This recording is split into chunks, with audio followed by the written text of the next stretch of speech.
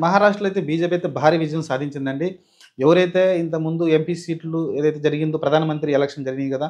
ఆ ఎలక్షన్‌లో అయితే బీజేపీ అయితే చాలా సీట్లయితే మహారాష్ట్రలో కోల్పోవడం చూసాం. దాదాపు 17 సీట్ల డిఫరెన్స్‌తో కోల్పోవడం చూసాం.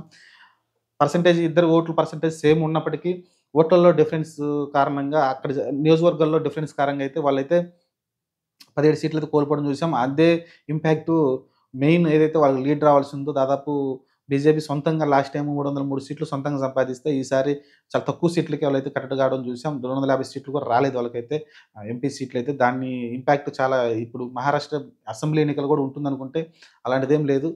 క్లియర్ మెజారిటీతో అయితే బీజేపీ అయితే ఆహ్, గెలుస్తుంది. ఆల్మోస్ట్ క్లియర్ అయిపోయినట్టే లీడింగ్ ఎక్కువ ఉంది కాబట్టి ఆల్మోస్ట్ గెలిసింది. గెలిచేసిందనుకోవచ్చు. సంబరాలు కూడా మొదలెట్టేసారు బీజేపీ వాళ్ళైతే. ఇంకా కాంగ్రెస్ కూటమి అయితే చాలా దారుణమైన పరిస్థితి చూసింది. నాకు తెలిసి శరద్ పవార్‌కి అలానే ఎవరైతే ఉద్ధవ్ ఠాకరే ఉన్నారో వాళ్ళకైతే కొంచెం గొడవలైతే నడుస్తున్నట్టు తెలిసింది. వాళ్ళ మధ్యన ఉన్న గొడవలే దీనికి కారణమనైతే ఈ ఓటమికి కారణమైతే కాంగ్రెస్ అయితే భావిస్తుంది. చూడాలి మరి.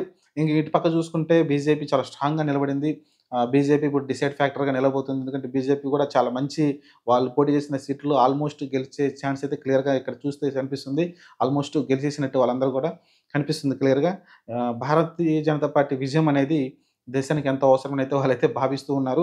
ఇంక తెలిసింది కదా! పవన్ కళ్యాణ్ కూడా అక్కడ ప్రచారం చేయడంతో పాటు బీజేపీ విజయంలో అతను కూడా కొంచెం ప్రాచుర్యం తెచ్చుకున్నాడు. ఎక్కువగా అదే ట్రోల్ చేస్తా ఉన్నారు. జన సైనికులైతే పవన్ కళ్యాణ్ లక్కీ హ్యాండ్ అక్కడికెళ్ళి 100 స్ట్రైక్ రేట్ ఇక్కడ ఉంటే అక్కడ కూడా పవన్ కళ్యాణ్ ఎక్కడైతే ప్రచారం చేసారో అక్కడ కూడా 100 స్ట్రైక్ రేట్ వచ్చిందని అయితే వాళ్ళైతే ప్రచారం చేసుకుంటున్నారు. చూద్దాం మరి ప్రస్తుతం ఆల్మోస్ట్ బీజేపీ అయితే గెలిచినట్టే. సంబరాలు కూడా మొదలెట్టేసారు బీజేపీ పార్టీ. ఇంకా నరేంద్ర మోడీకి ఏదైతే ఈ ఎలక్షన్‌లో కొంచెం అటు ఇటు అయితే మటుకు కొంచెం ఆయన నాయకత్వం మీద అనుమానాలు కలిగుండేవి. కానీ అలాంటిదేం లేదనైతే మళ్ళోసారి నిరూపించింది. అలానే లోకల్‌గా ఏకనాథ్ షిండే కావచ్చు వాళ్ళందరూ కూడా చాలా కష్టపడ్డారు, తిరిగారు.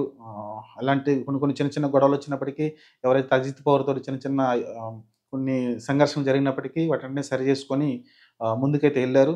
ఇప్పుడైతే భారీ విజయం సాధించబోతున్నారు. ఆల్మోస్ట్ విజయం సాధించినట్టే. కాకపోతే ఎంత లీడ్ అనేది ముందు మనకు తెలుస్తుంది. కానీ భారీ విజయమే రాబోతున్నట్టయితే క్లియర్‌గా ఉంది.